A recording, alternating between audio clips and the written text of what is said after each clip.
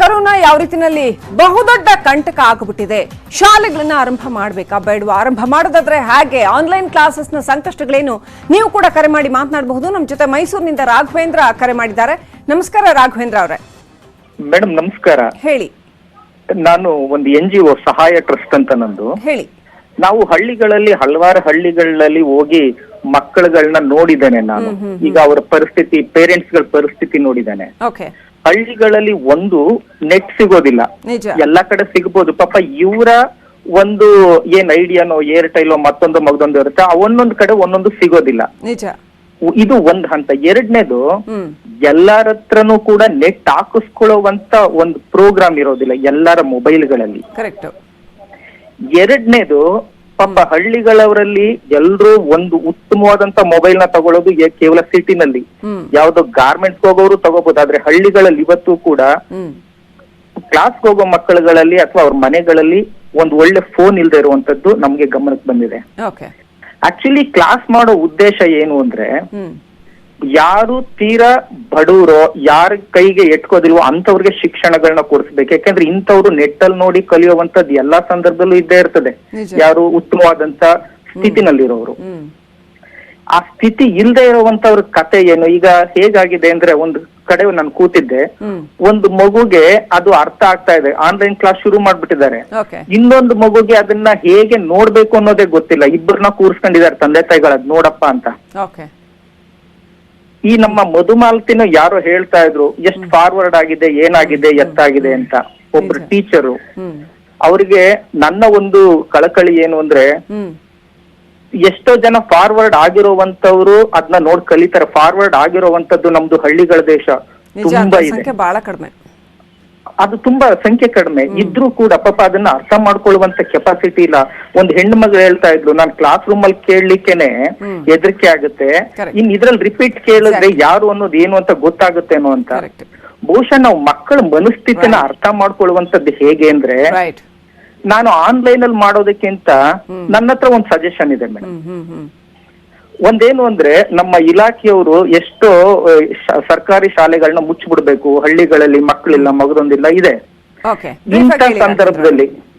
ಇಂಥ ಸಂದರ್ಭದಲ್ಲಿ ಯಾಕೆ ಆಯಾಯ ಹಳ್ಳಿಗಳಲ್ಲಿ ಆಯಾಯ ವಿಭಾಗದಲ್ಲಿರೋ ಮಾಸ್ಟರ್ಗಳನ್ನ ದಯವಿಟ್ಟು ಅವರು ಯಾವ್ದೇ ವಿಭಾಗದಲ್ಲಿರ್ಲಿ ಒಂದು ರಿಜಿಸ್ಟರ್ ಮಾಡ್ಕೊಂಡು ಅವ್ರಿಗೆ ಪಾಠಗಳನ್ನ ಮಾಡಿ, ಒಂದು ವಿಶಾಲವಾದ ಪ್ರದೇಶ ಎಲ್ಲ ಹಳ್ಳಿಗಳಲ್ಲಿ ಇರುತ್ತೆ, ಒಂದು ಮರದ ಕೆಳಗಡೆ ಮಾಡ್ಲಿ, ಡಿಸ್ಟೆನ್ಸ್ ನ ತುಂಬಾ ಚೆನ್ನಾಗಿ ಕೂರಿಸ್ಲಿ, ಒಂದು ಮೈಕ್ ಪ್ರೊವೈಡ್ ಮಾಡ್ಲಿ, ಅತ್ಯುತ್ತಮವಾಗಿ ಒಂದು ಪಾಠ ಶುರು ಮಾಡ್ಲಿ. ಎಲ್ಲಿ ತನಕ ಒಂದ್ 2-3 ತಿಂಗಳು ಅಟ್ಲೀಸ್ಟ್ ಕನಿಷ್ಠ ಜ್ಞಾನವನ್ನ ಅವರಿಗೆ ಕೊಡ್ಲಿ. ಕರೆಕ್ಟ್. ಥ್ಯಾಂಕ್ ಯು ರಾಘವೇಂದ್ರ ಅವರು, ನ್ಯೂಸ್ 18 ಮಾತನಾಡಿದ್ದಕ್ಕೆ. ಸಾಕಷ್ಟು ಐಡಿಯಾಗಳು ಕೊಡ್ತಾ ಇದ್ದಾರೆ ಜನಗಳು ಕೂಡ. ಬರೇ ಆನ್ಲೈನ್ ಕ್ಲಾಸ್ ಒಂದೇ ಪರಿಹಾರ ಅಲ್ಲ ಅಂತ. ಬಳ್ಳಾರಿಯಿಂದ ಮಲ್ಲಿಕಾರ್ಜುನ್ ಕಾಲ್ ಮಾಡಿದ್ದಾರೆ. ನಮಸ್ಕಾರ ಮಲ್ಲಿಕಾರ್ಜುನ್ ಅವರೇ, ಮಾತನಾಡಿ. ಹೇಳಿ. ಮಗಳು MSc ಓದ್ತಿದ್ದಾಳ್ರಿ. ಆನ್ಲೈನ್ ಕ್ಲಾಸ್ ಮಾಡ್ತಾರೆ ಅವರು. ಕ್ಲಾಸ್ ಮಾಡಿದ್ರೆ ನೆಟ್ ಕವರೇಜ್ ಬರಲ್ಲ, ಏನಿಲ್ಲ, ಅದು ಮೇಲೆ ಹೋಗ್ಬೇಕು ಟೆರೆಸ್ ಮೇಲೆ, ಅದು ಸರಿ ಕೇಳಸಂಗೆ ಇಲ್ಲ, ಆಮೇಲೆ ಅದು ರೆಸ್ಪಾನ್ಸ್ ಮಾಡಕ್ಕಾಗಲ್ಲ. ನನಗೆ ಟೋಟಲಿ ಆನ್ಲೈನ್ ಕ್ಲಾಸ್ ಇಂದ ಮಕ್ಕಳಿಗೆ ಏನು ವಿದ್ಯಾರ್ಥಿಗಳಿಗೆ ಉಪಯೋಗ ಆಗಲ್ಲ ಅನ್ನೋದು ನನ್ನ ಅನಿಸಿಕೆ. ಸೊ ಈ ತರ ಓದಿ ಪರೀಕ್ಷೆ ಹೇಗ್ ಬರೀತಾರ ಪಾಪ ಅಂತ. ಅದ ಪರೀಕ್ಷೆ ಎಲ್ಲ ಅವ್ರು ಆನ್ಲೈನ್ ಮಾಡಿ ಪರೀಕ್ಷೆ ಬರೆದವ್ರು ಏನ್ ಮಾಡ್ತಾರೆ, ಎಲ್ಲ ಫೇಲ್ ಆಗೋದು ಅವರು. ಅದು ಬಿಟ್ಟು ಇಂದು ನನ್ನ ಸಜೆಷನ್ ಏನಂದ್ರೆ ಮೇಡಮ್ ಅವರೇ, ಹಿಂದಿಂದ ಏನಿರುತ್ತಲ್ಲ ಫಿಫ್ತ್ ಸೆಮಿಸ್ಟರ್ ಏನ್ ಮಾರ್ಕ್ಸ್ ತೆಗೆದಿರ್ತಾರ ಅದೇ ಮಾರ್ಕ್ಸ್ ಕೊಟ್ಟು ಅವ್ರನ್ನ ಪಾಸ್ ಮಾಡ್ಬೋದಲ್ಲ. Okay, right. ಏನಾದ್ರು ಕರೋನಾ ಕಂಟಿನ್ಯೂ ಆದ್ರೆ, ಅದಲ್ಲದೆ ಈ 1ರಿಂದ 7ನೇ ತರಗತಿ ಮಕ್ಕಳಿಗೆ ಆನ್ಲೈನ್ ಪಾಠ ಅಂತಾರಲ್ಲ, ಇದು ಇಂಪಾಸಿಬಲ್ ಮೇಡಮ್ ಅವರೇ. ಅವು ಮಕ್ಕಳೇ ಮಾಂಸದ ಮುದ್ದೆ ಹೆಂಗಿರ್ತಾವ, LKG UKG 1ನೇ ತರಗತಿ ಏನ್ ಗೊತ್ತಿರುತ್ತೆ. Correct, right. Thank you Mallikarjun ಅವರೇ, ನ್ಯೂಸ್ 18 ಮಾತನಾಡಿದ್ದಕ್ಕೆ. ಶಾಲೆಗಳಲ್ಲಿ ಎದುರುಗಡೆ ಕೂತ್ರೇನೆ ಮಕ್ಕಳಿಗೆ ಅಟೆನ್ಷನ್ ಸ್ಪ್ಯಾನ್ ಇರೋದಿಲ್ಲ, ಎದುರುಗಡೆ ಇದ್ದಾಗ್ಲೇನೆ ಟೀಚರ್ಸ್ ಜೊತೆ ಇಂಟ್ರಾಕ್ಷನ್ ಕಮ್ಮಿ ಇರುತ್ತೆ, ಹೆದರ್ಕೋತಾವೆ ಕೆಲವು ಮಕ್ಕಳು. ಎಲ್ಲರೂ ಕೂಡ ಒಂದೇ ಥರ ಇರೋದಿಲ್ಲ, ಕಲಿಕೆಯ ಸಾಮರ್ಥ್ಯ ಎಲ್ಲ ಮಕ್ಕಳಲ್ಲೂ ಕೂಡ ಒಂದೇ ಥರ ಇರೋದಿಲ್ಲ. ಸೊ ಎಲ್ಲ ಮಕ್ಕಳನ್ನ ಮನೆಯಲ್ಲಿ ಲ್ಯಾಪ್ಟಾಪ್ ಎಲ್ಲರ ಮನೇಲಿ ಎಲ್ಲಿಂದ ಬರಬೇಕು? ಮೊಬೈಲಲ್ಲಿ ನೋಡಿಕೊಂಡು ಅವು ಶಿಕ್ಷಣ ಕಲಿತಾವೆ ಅಂತ ನಾವು ಹೇಗೆ ಅಂದ್ಕೊಳ್ಳೋಕೆ ಸಾಧ್ಯ? ಸೊ ಹೀಗೆ ಸಾಕಷ್ಟು ಸವಾಲುಗಳಿದ್ದಾವೆ. ಆದರೆ ಏನೂ ಮಾಡದೆ ಇರೋದಕ್ಕಿಂತ ಇಷ್ಟಾದ್ರೂ ಮಾಡೋದು ವಾಸಿ ಅನ್ನೋದು ಕೂಡ ಒಂದು ಅಭಿಪ್ರಾಯ. ಬೀರೂರಿನಿಂದ ತೇಜಸ್ವಿ ಕಾಲ್ ಮಾಡಿದ್ದಾರೆ. ನಮಸ್ಕಾರ ತೇಜಸ್ವಿ.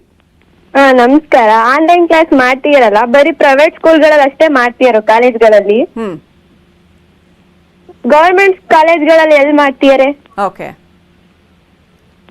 ಸೊ ಗವರ್ಮೆಂಟ್ ಕಾಲೇಜ್ಗಳಲ್ಲಿ ಮಾಡ್ತಾ ಇಲ್ಲ ಅಂತ.